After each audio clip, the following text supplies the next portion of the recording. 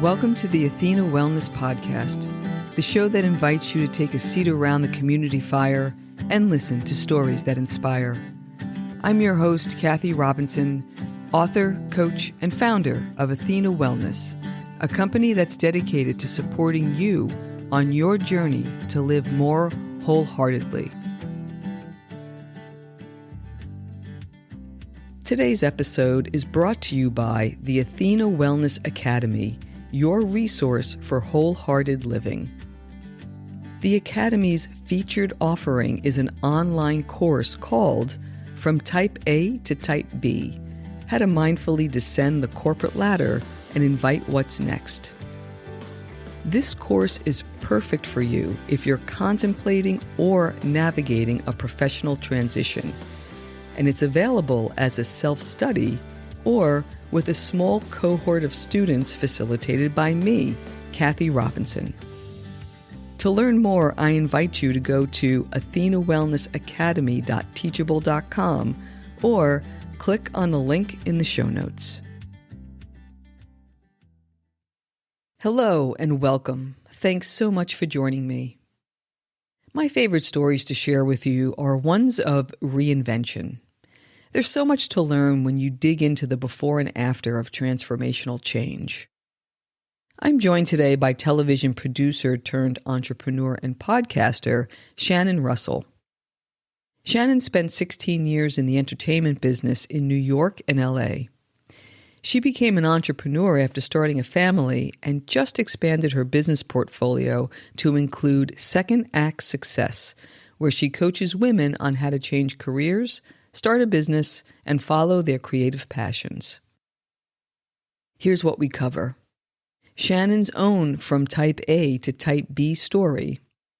What makes a Second Life act a success? How to know when it's time to make a big change? The connection between making transformational change and happiness, and some of Shannon's favorite second act stories. You can learn more about Shannon at secondactsuccess.co, and I'll put a link to her website in the show notes. And now on to the show. I hope you enjoy the conversation. Shannon, welcome to the Athena Wellness Podcast. Thank you so much for being here today. Thank you for having me. I'm very excited for the conversation. So please share a bit about who you are and what you do. Sure. So I'm Shannon Russell. I'm with Second Act Success. So I'm a career coach, and I created this company to help to motivate other women to change careers and find something that really, fits them more fully.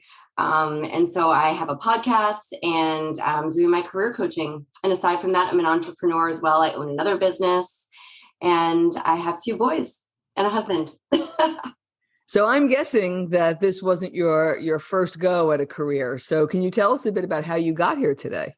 Absolutely. So yes, I was obsessed with being in Hollywood and being in the entertainment industry since I can remember. So I went to school for communications and film, ended up in New York City and then in Los Angeles as a producer. So I did that for about 16 years on both coasts, traveling and working on the most amazing and some not so great reality shows, but really fun projects. Met some of my best friends still to this day, and it was such a dream career. And then it was when I started having a family and having kids that things changed for me.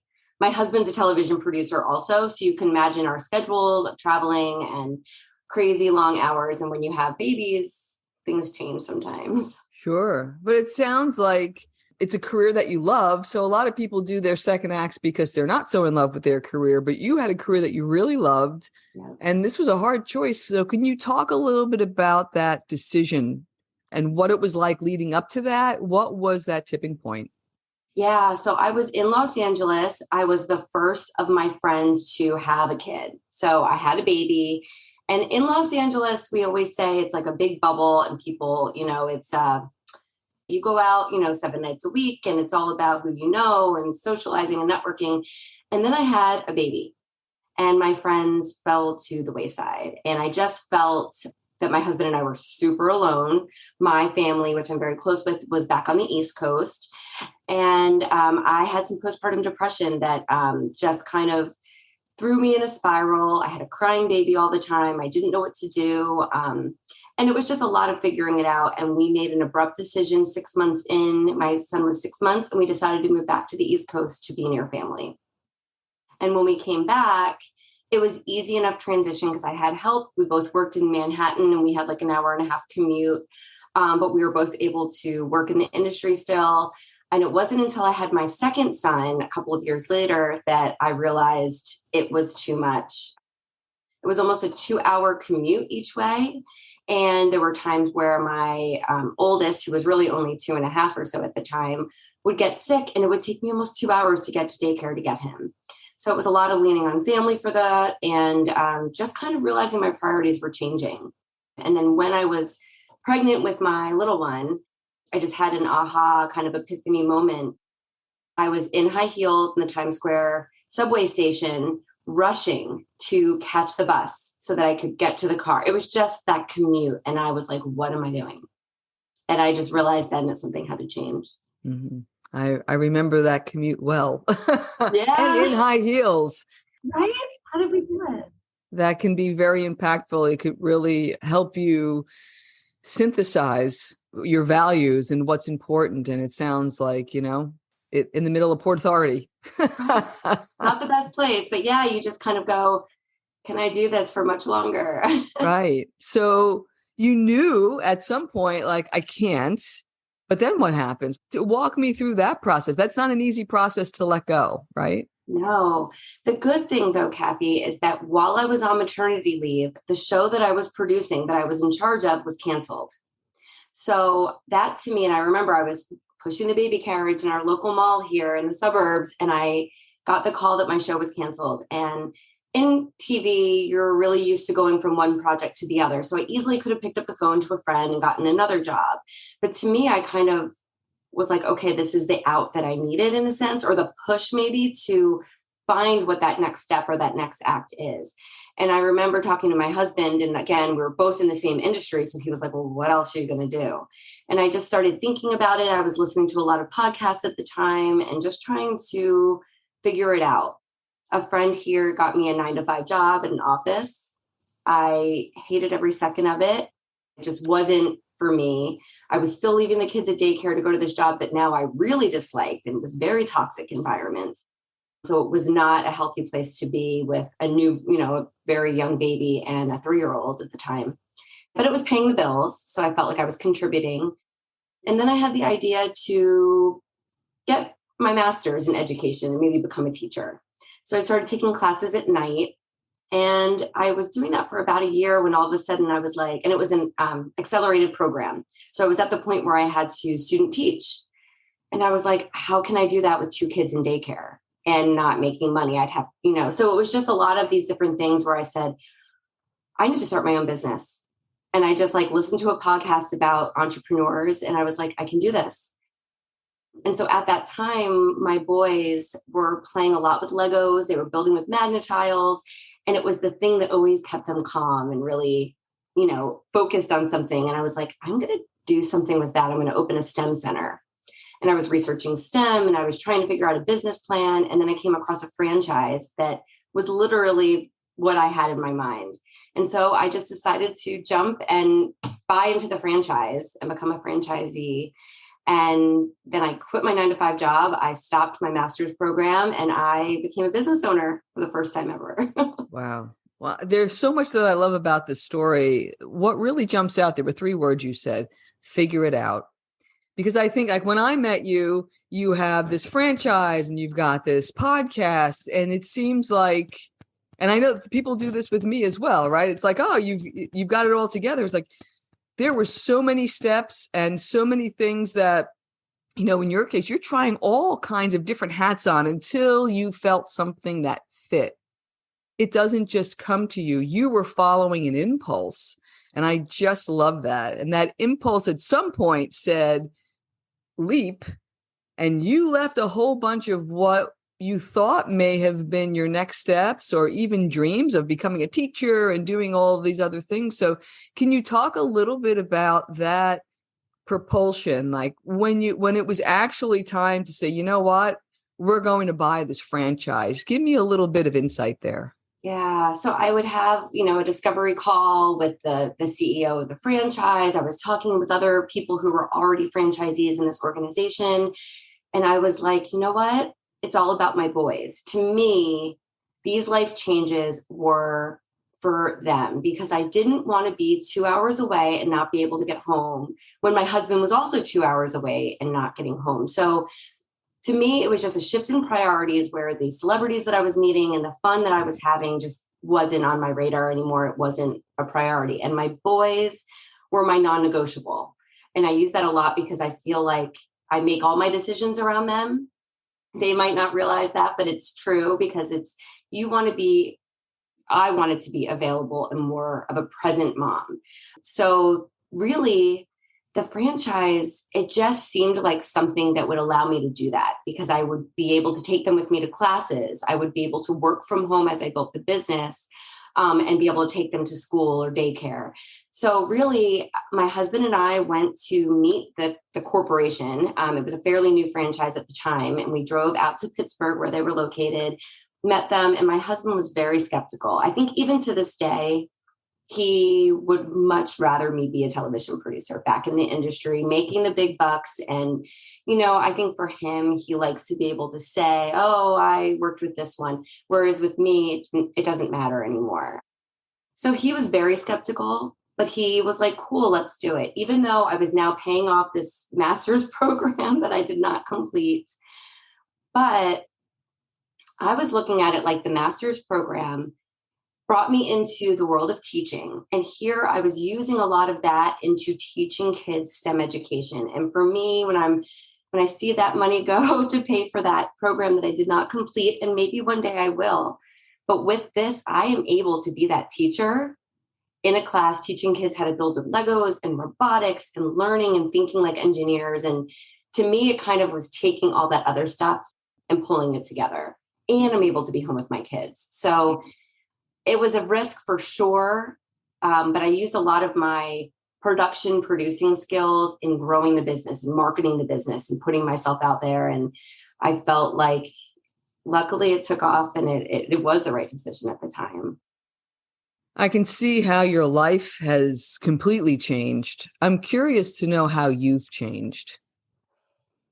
I feel so happy, if that's silly, I don't know, but I just feel like I'm proud that I was able to have now two, if not three. I dare to say that I'm now on my third act almost with the podcast and my career coaching in a sense, because I'm able, like, I love every aspect of what I've done. I love TV. And maybe if I didn't have kids, I would still be working in that. And there's plenty of my friends who are still in the industry with kids. But for me, I was able to say, check, I did that. I have stories for a lifetime to share with my kids. But now I'm opening a business and I'm learning so much and I'm proud of what I've built and I'm employing people and I'm helping kids and I'm a part of my community. And then even now with, now turning the table again and helping other women figure out how they can find something else that fills them up and fits in their, maybe different lifestyle at a different age. I was in my late 30s when I had kids and in my 40s when I made all these different jumps. So it's nice to be able to teach other people. So I guess because I was happy in all of those stages and just, being really proud of what I've accomplished and what my life looks like now with my family. It seems to be a great sense of empowerment turned to service. Yes. Is there a fourth act that you can someday envision, or is it way too early to even think about that? But it feels like this is building toward something. I've always wanted to just live an autonomous life where I can travel anywhere and do my work. And I feel like I'm getting there with the podcast and career coaching being all virtual. But I've always wanted to be a writer. I wrote scripts in TV and I have like 10 different children's books and young adult novels that I have, little pieces and ideas for. So down the road, I would love, like my last big thing I would love to do is to write for sure and be able to do that in our dream place, which is Hawaii, where my family absolutely loves to vacation. So like, my ideal would be able to live there or travel anywhere with the kids and be able to write and make a difference and continue what I'm doing now.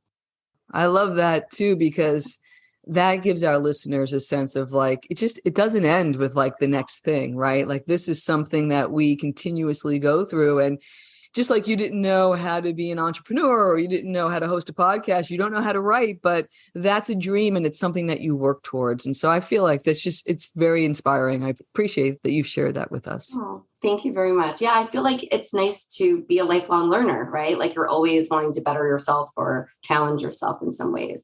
Yeah.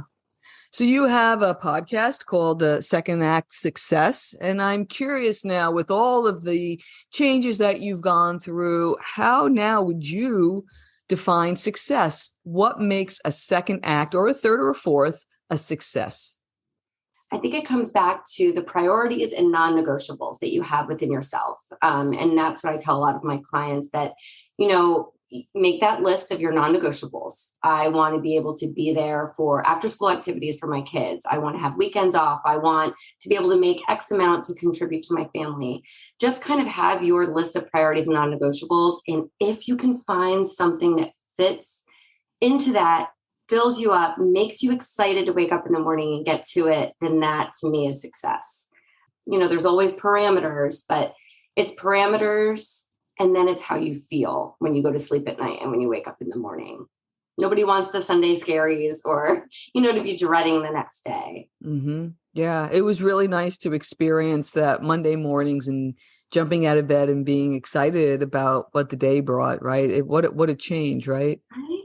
Yeah. And, it's just, you never know as an entrepreneur, like what the day is going to hold, right? Like you can have a plan and it goes out the window, but to just be excited about what you're doing and check things off your list and have it be that you're your own boss is pretty cool, I think. Yeah, without a doubt. And you said something that I love, which is this idea of finding these non-negotiables. And this is non-negotiables of the things that are in your life, the people who are in your life, and how you want to feel about that as well, right? So when we have some clarity around that, when we get to that essence, as I'm working with a similar group of women who are looking on, to what their next act is going to be, there are many ways to check those boxes, which is what you're alluding to, right? That it's not the thing so much that you're going to do. It's the making sure that you're capturing the essence of the life you want to live. And there are many, many ways for us to kind of get there. Does that sound in line? It does. It's more about building that lifestyle, I guess, and it's like, as you can worry about the money, of course, but it's the hours and it's how you feel at the end of the day. Because you can have an amazing job with an amazing paycheck, but you're dreading every other aspect. And I think by just sticking with those non-negotiables as best you can, you're on a better path to find your true, I guess, next step. Right? Wouldn't you say? Yeah, without a doubt.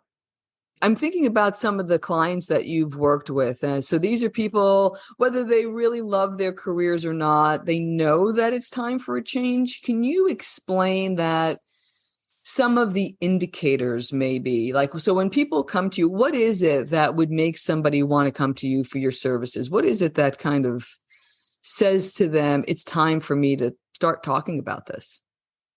I have a lot of clients that come to me that are kind of like me, that might be young moms or moms that are just like, okay, well, now the kids are in school and maybe I can do something different, or, that are just kind of figuring it out. Like act one was great, but now what am I going to do? I don't want it to be all about the kids. So maybe I can work, or, just kind of trying to really in that conundrum of not sure and not wanting to lose their identity, right? It's so easy for us to lose our identity when we get married, when we have kids, when we maybe take a job that we don't truly feel aligned with.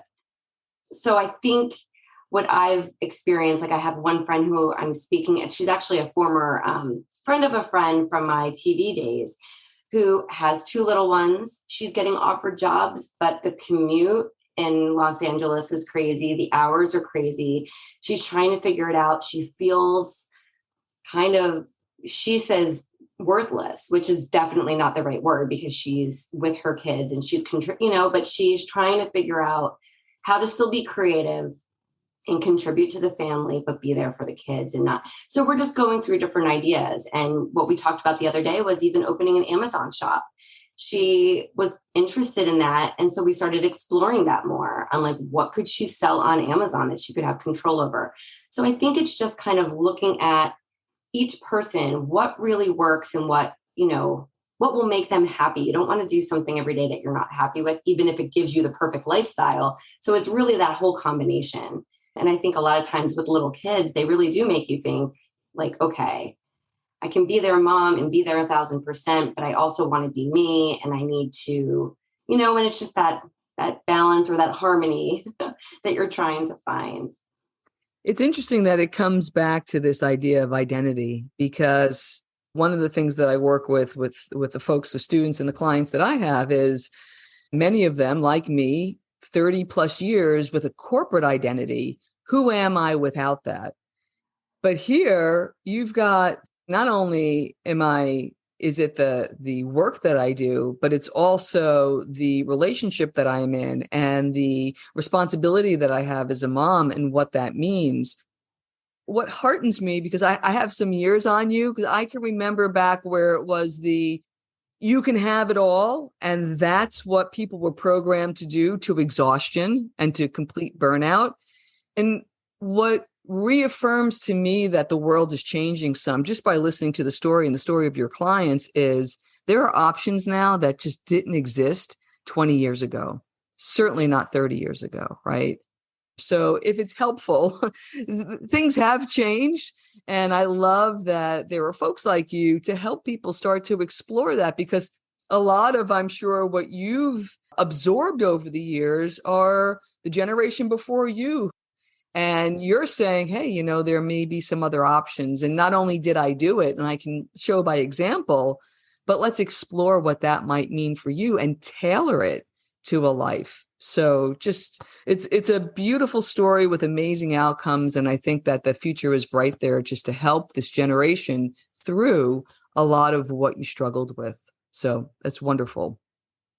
I am curious about the connection between making big career and life moves and overall happiness, because it's not a simple equation. So you mentioned that you can be in a family with somebody who wishes other things for you. And I'm sure a lot of this comes from good communication and from teamwork, but can you speak a little bit about, even if all the pieces are falling into place, how do you kind of stay in that, in making sure you're at least in a sweet spot, because it's fluid, life is fluid, of, we're doing the best we can with what we have. And it feels like directionally we're moving to a life that we're agreeing, like we're moving in an agreed upon direction. That's such a hard one. It really is. And we still work on that, because I feel like my husband is still in television. And what's nice, since COVID, he's actually been able to produce TV from our house, which is really crazy. So we live in New Jersey. He works for a company in California, and he travels quite often, but day to day he's here, which is amazing. It would never have happened 3 years ago.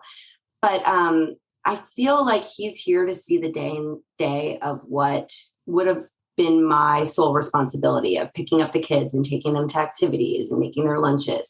So I think for him to see that and really see that maybe when I started my franchise, I wasn't making the money that I was making as a television producer. But what I felt like I was bringing to the family was I was able to pick those kids up every day. I was able to drop them off. I was there to take them to doctor's appointments. And all of that help around the house was something that really has a lot of value. That, and I think he has seen that over time. And now that company runs itself, I'm able to pay myself. I'm contributing well to the family. And then I decide that I want to start this other business and do the career coaching and do the podcast. He's, skeptical again, but he knows his crazy wife has all these ideas and I'm not a one-track person. And he's like, okay, I know you can do it. Let's see, And so he listens, he sees me spending so much time on it because it's a fairly new business, within the past year.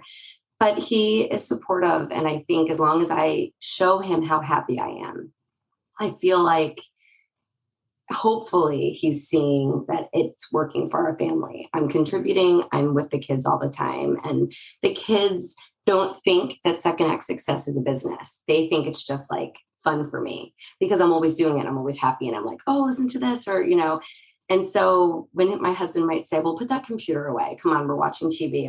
And the boys will say, no, she loves it. It's not work. And that's like an example I'm trying to set for my kids. And I think my husband can see that too.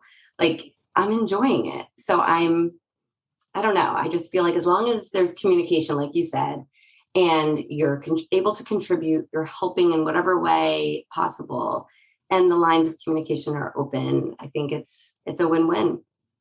It's interesting that now that we're, almost 3 years through whatever the changes that COVID has brought to us, he has insight that he would have never had into your day-to-day, which is really fascinating to me. And I didn't know that you could produce remotely either. And isn't that amazing? We didn't either until this, and it's totally amazing. His prior job that he was at, he was directing TV shows from this very room. It was crazy. So it's a blessing, really, because he otherwise worked the long, crazy hours and would get home when the kids were asleep. So now he's very active in picking the kids up and just being more of a present parent as well. So I think it's benefited our family and probably many families across the world in that way. Wonderful, wonderful. So I'm curious to get a few of maybe your guest stories with unique second acts. So you've had the podcast now for a while. You've talked to some people. What have been some of your favorite stories or unique stories that have come through that podcast?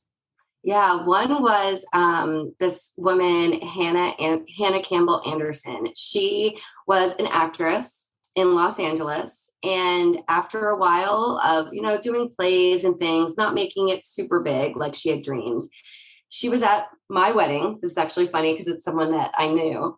She was at my wedding helping my photographer because we had an issue with flowers. And the photographer said, you should be a wedding planner. And a few months later, she opened a wedding planning business that was quite successful for years. And she literally just sold it a few months ago.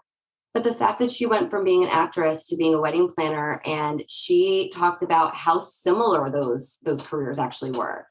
You need to read your script, you need your format, you have to know, and same thing in planning a wedding. So that was quite interesting. Also, even on my episode that came out today, it was a woman who was a teacher, and she always wanted to paint, but she realized she just didn't have time. She was teaching all through while her kids were growing up, and then she took a 9-to-5 job to contribute to her family when her kids were in school. And then she decided, I just want time to paint. And she couldn't figure it out. She finally ended up teaching some art classes. And then she decided to put teaching, the business from her 9-to-5 job, and art together. And she coaches artists on how to make money from their art, which I never even knew that was a thing. But how cool is that? That she was like, there's no such thing as a starving artist. You can make money doing what you love. And yeah, there's so many more. I have another friend who worked in fashion in New York City.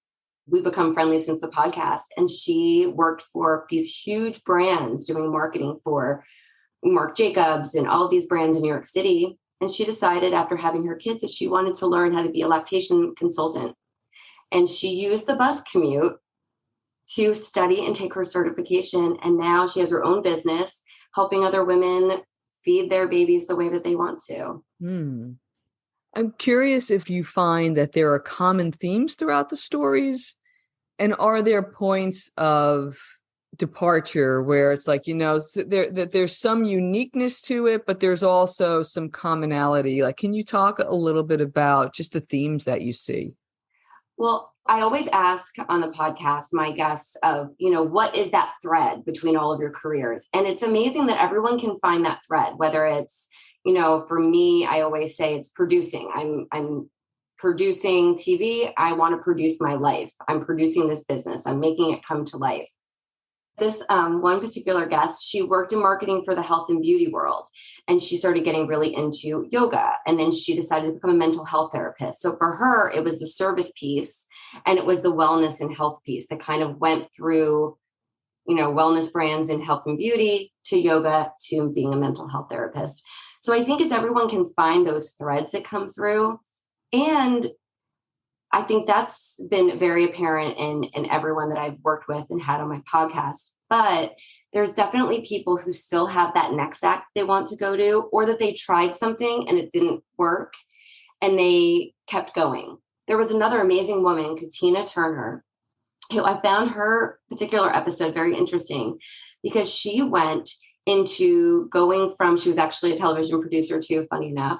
She went to open up an apothecary in a small town in the South. So she went from Manhattan to the South, and it didn't do well. So she closed it. She opened a hair salon.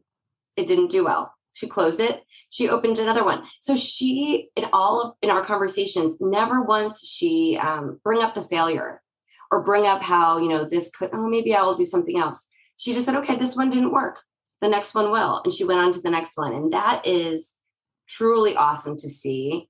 And I think, and I hope, inspiring for other people to hear, because nothing is a failure. It's teaching you about your next step, just like your corporate career led you here. So everything that we did in the past, I feel like just adds to our resume, just adds to the more well-rounded person that we are today. Right? Wouldn't you agree? Yeah, there are two things that I really love about what you said. One is this idea of thread. And, for those listening, it's not always apparent. Like, I remember being on some of the first podcasts that I did as a guest after I wrote my book. Somebody asked me how my former career helped with this. And in answering that question, I realized that there was so much, just tons of stuff. I learned about business strategy and about relationships, learning about all of the things that you did that felt good or that you were good at, and how that informs where you're going. Like, it's not an accident, even the quote unquote missteps or speed bumps as your guest experience. So I love this idea of trying to identify these threads, because they really are there, whether you're connecting the dots looking back or you're trying to pull a thread through, they are there. And the second thing that you talked about, which is really this idea of resilience, of knowing that these experiences are feeding into something that is going to be something if we stick with it. I think there's that quote that most people give up just before they're about to succeed, like that idea that if you just stick with it and just try something else. And I love your guest's attitude of just tried something else. And she was just trying to find that right fit. So that's incredibly helpful. I'm curious, with everything that you're juggling, how do you keep yourself well? You've got 2 businesses, 2 kids, you've got a husband. I mean, how do you find time to fill your own tank?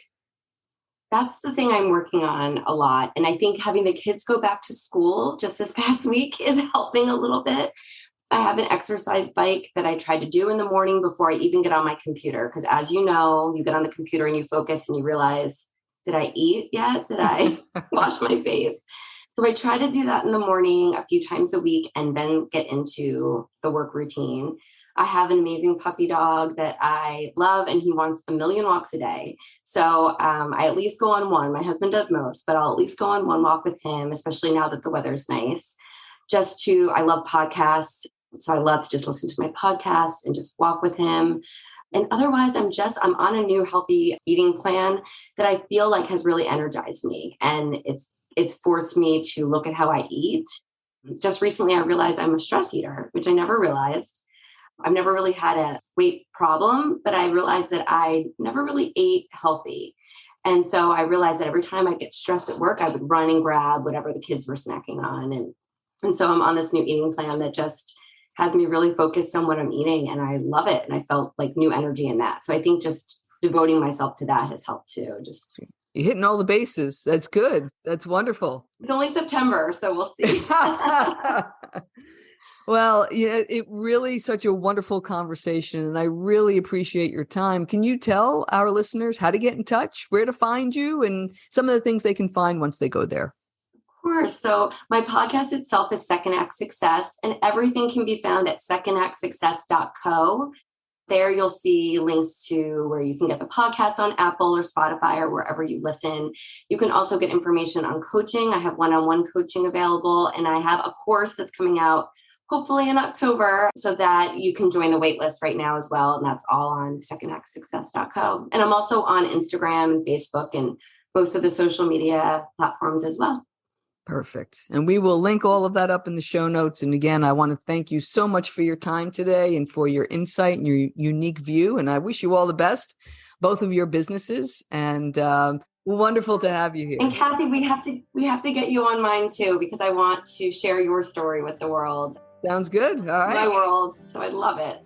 I can consider that a yes. Yay. Okay. Well, thank you for this lovely conversation and for the opportunity. I appreciate it. Thank you. Thank you so much for joining me today. I know there are many ways you can spend your time. Thank you for choosing to spend it with me. Until our paths cross again, be kind to yourself and show your warrior spirit some love. If you know anyone who could benefit from today's episode, please pass it on. And many thanks for supporting the show by subscribing and leaving a review. It means a lot, and it helps others find their way to our circle. If you'd like to access the show notes, have a question you'd like addressed on a future episode, or would like a transcript of this episode, visit www.athenawellness.com/podcast. Until next time, be well.